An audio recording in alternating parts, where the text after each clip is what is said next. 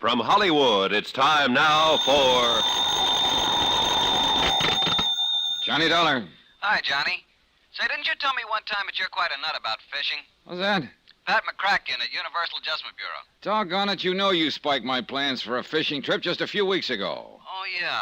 All right. What's on your mind? Big fish, real big fish. You ever hear of Douglas R. Landfear? Millionaire playboy, sportsman, yachtsman? That's the one. Well, didn't I read somewhere that Yeah, he you was... sure did, Johnny, at the bottom of the deep blue sea. And a $400,000 claim has been filed. You interested? An expense account based on that will be a pleasure.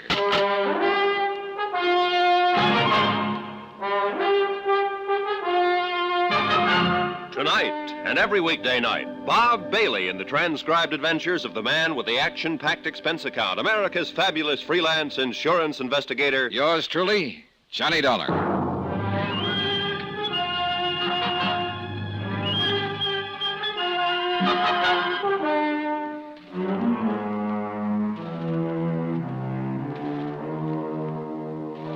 From Special Investigator Johnny Dollar to Universal Adjustment Bureau, Hartford, Connecticut.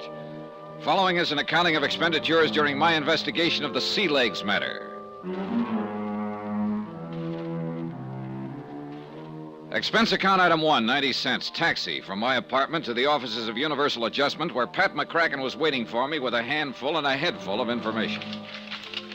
2 claims, Johnny, both filed by Constance Landfear, the wife. Here are copies of them. How come 2, Pat? Now, number 1 is against Douglas Landfear's life policy with Greater Southwest Life and Casualty Insurance Company, $250,000. What's the other? $150,000 International Maritime Organization for the loss of the Landfear yacht. 400,000 claims. That's right. Okay, what's the story? Well, Landfear was making a trip along the coast of Central America in his yacht, the Sea Legs. He ran onto a rock or something, the boat sank, and he and his crew of 1 went down with her. Well, do you have any reason to question the validity of the claim by Mrs. Landfear? 2.5 years ago, Landfear himself filed a claim with International Maritime. It seems he lost a power cruiser in exactly the same place, near the Baldaro Islands off the coast of Nicaragua. $85,000. Total loss? Happened in a spot where not one bit of the wreck could be salvaged. Oh? Where'd you learn that? Local authorities in his small Nicaraguan seaport, and Mrs. Landfear, she was with him on that trip.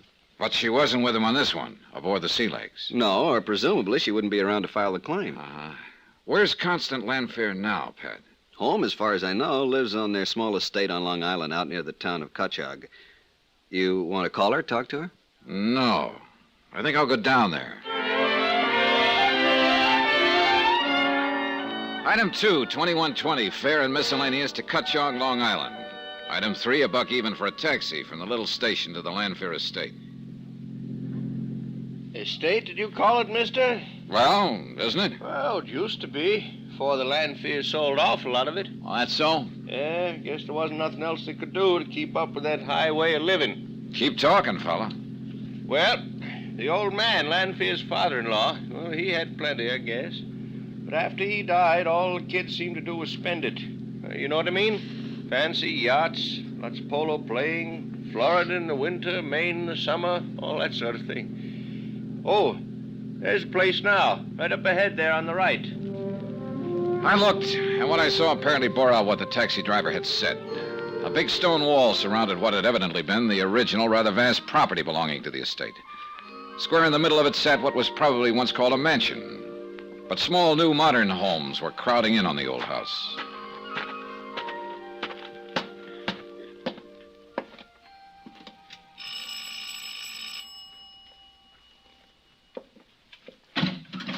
Hello. Mrs. Landfear? That's right. I'm Johnny Dollar. I'm representing the Universal Adjustment Bureau in Hartford. Oh, yes, of course. In connection with the insurance. Yes, ma'am. Well, won't you come in, please? Right in here, Mr. Dollar. And do pardon the looks of the place. I'm afraid I've neglected things somewhat since... Well, sit down, please. Thank you. I hope you don't mind answering a few questions, Mrs. Landfear. But since you've already filed claims on the insurance policies, well, I'll try to be as brief as possible. I don't want to seem cold-blooded about it, Mr. Dollar, but the initial shock of losing Doug and the loss of the yacht is past. And there's nothing to be gained in just sitting around feeling sorry for myself, particularly in view of the day-to-day problems I have to face. What problems, Mrs. Landfear? to be perfectly blunt about it, financial mostly. Well, I must say your attitude is very commendable. It's a necessary attitude under the circumstances. Now, what may I tell you? If you're sure you don't mind talking about it. I'd like to know all I can about the circumstances surrounding the sinking of the yacht. Well, I don't quite know how to start. We were on just a pleasure cruise. You were along on this trip? Yes. That is up until the day it happened. Oh, why did Doug ever have to... I'm sorry, Mr. Dollar. Well, we were just taking our time, cruising south along the east coast of Central America, doing a little fishing. We'd often taken the sea legs down there. That's the yacht? Yes, a motor sailor. Here, on the wall. This is a picture of her. That's Doug on deck. Oh. Isn't she beautiful? 68 feet overall, 20-foot beam, solid teak decking. Everything. Yes, that is a good-looking boat. It's terrible to lose something as nice as that, isn't it? Yes. Anyhow, along the coast of Nicaragua, Doug decided to put in at San Juan del Perro. That's where the sea legs had originally been built. But the sandbar formations have almost ruined San Juan as a port, so we went on up to Bluefields. Oh, yes, I understand that's now the best seaport on the Caribbean side of Nicaragua. You know that country down there? Only from what I've read. Oh. But go on, please. Well, while we were there, he had some work done on our radio equipment. We'd had trouble with it on the way down. Uh-huh. When the work was finished, of course, he wanted to try it out.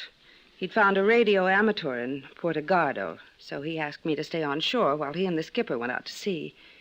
We kept in contact every few minutes while he headed her out toward the Boldero Islands. The Boldero Islands. Isn't that where you lost a power cruiser a couple of years ago? Yes, the Connie O, named after me, and I begged him not to go out there again. Why, Mrs. Lanfear? Because of the treacherous currents between the two little islands, the great deep that lies between them. A terribly dangerous spot with pinnacles of rock that reach up almost to the surface. Well, why did he go out there again? To prove a point. That's all, to prove a point. Look, I'm afraid I don't follow you. Doug had blamed the loss of the Connie O 2 years before on poor seamanship by the man at the wheel. He wanted to prove that he could take a boat through there safely. Oh. Kind of looks like he was wrong, doesn't it? His last words over the radio were that a rock had torn the bottom out of the sea legs. Oh, Mr. Dollar, before the signal stopped, I could hear the crunching of the hull and the sound of the water as it swept in and over, and it was terrible. You sent someone out there right away, of course. Oh, yes, but it was no use. The sea legs was gone. And with it went my husband, and the man with him. And the bodies were never No. recovered? Before, when we lost the Connie O, we had time to put on life preservers, launch the small boat. I must admit, I wondered how it was. But when the sea legs went down, there wasn't time, and I could hear it over the radio, and it was terrible. It was terrible. I'm sorry. It's all right. I'm all right, Johnny. Mr. Dollar? I may have to go down there, Mrs. Lanfear, and go through the motions of an investigation, you know. But then your companies will pay the claims. I sort of see no reason now why not. It's terrible to have to be so frank about it. But I do need the money, Johnny. I was telling the truth. I didn't see any reason why the claim shouldn't be paid.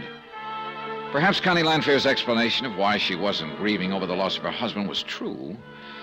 But more than once I wondered if she weren't far more concerned over the loss of the yacht, or about how soon she could collect on the policies. Then that deliberate slip in starting to call me by my first name. Just what are your plans, Mrs. Lanfear? Plans, Johnny?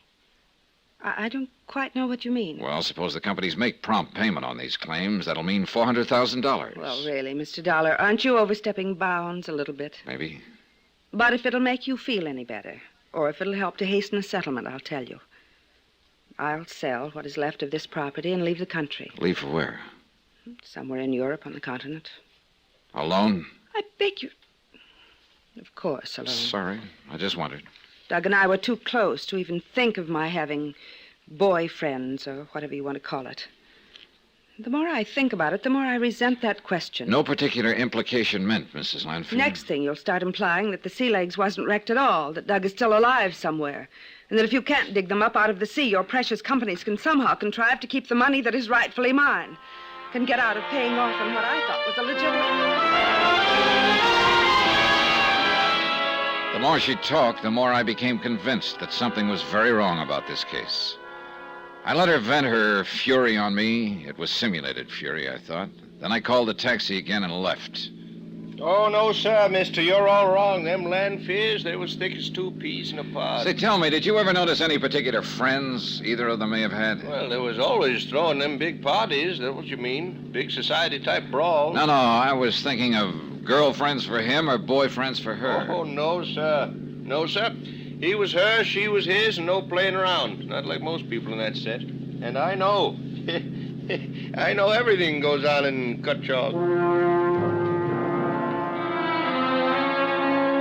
Back in New York, I found that the best immediate routing to Nicaragua was by plane to Dallas, then to Mexico City, and finally to Managua on the West Coast. I made a reservation on the Dallas plane immediately, that's item 4, and then spent $1.40, that's item 5, on a phone call to Pat McCracken back in Hartford. Well, sure, Johnny. If you think it's important enough, you have my full permission. Yeah, I've already made my reservation for the first leg of the trip. Well, now, don't go overboard on the expense account. Pat, how you talk. But you really smell a rat, huh? Well, look, according to report, the Lanfears were real buddy-buddy. She loved him, he loved her. Yet only a couple of weeks after his death, she's a lot more concerned over the loss of their boat than she is over him. Oh? You think perhaps... I don't know what to think. Meantime, if you can afford it, why don't you have somebody keep a check on her? Well, sure, Johnny, but with what specifically in mind? I don't know. After all, I didn't have any real concrete reason for feeling that this case was fishy. It was more a hunch than anything else, but a real strong one. And I felt that after my visit to her, Connie Lanfear would do something. Just what, I hadn't the least idea. But whatever it was, I wanted to know about it. It was a couple of hours later that I started to pick up the telephone to order a cab to the airport. Johnny Dollar. This is Pat again, Johnny. Oh, hi. I ordered a man to keep tabs on Connie Lanfear. Good. It's your old friend, Detective Randy Singer. Fine. Hey, but you know what? What? She seems to have left town in a hurry. No trace. Uh-oh. You still going to Nicaragua? Yeah, but keep looking for her. Right. Expense account item 6, $475. Taxi and tip to LaGuardia Field, where my ticket and seat reservation were waiting for me.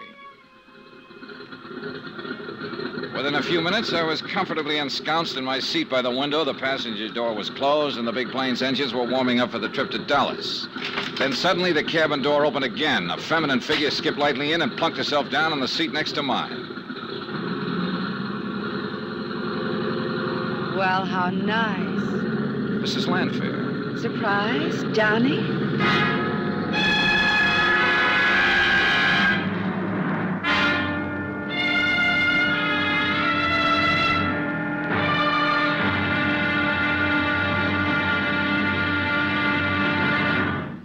Now, here's our star to tell you about tomorrow's episode of this week's story. Tomorrow, the seeds of suspicion really begin to sprout, with the help of one of the wildest characters I ever met. Join us, won't you? Yours truly, Johnny Dollar.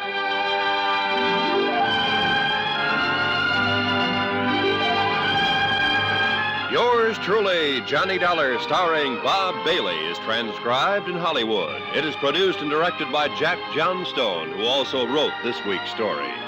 Be sure to join us tomorrow night, same time and station, for the next exciting episode of Yours truly, Johnny Dollar. Roy Rowan speaking.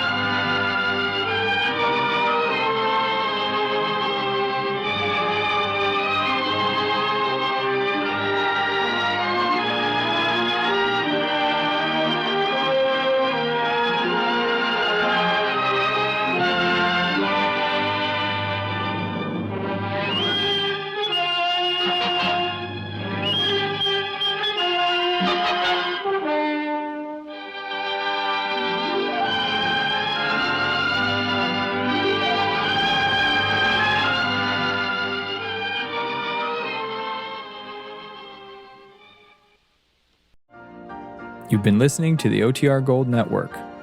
Find more classic radio at otrgold.com.